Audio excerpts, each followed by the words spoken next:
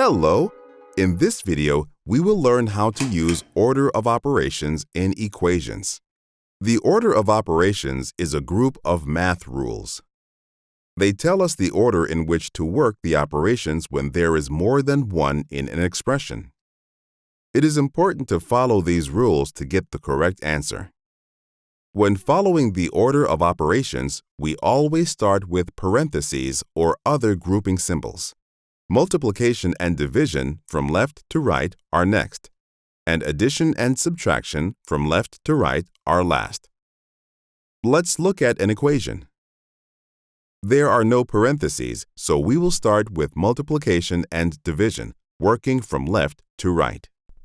6 divided by 3 is equal to 2. Next, we multiply. 4 times 2 is equal to 8. Finally, we do any addition or subtraction. 2 plus 8 is equal to 10. Let's try another problem.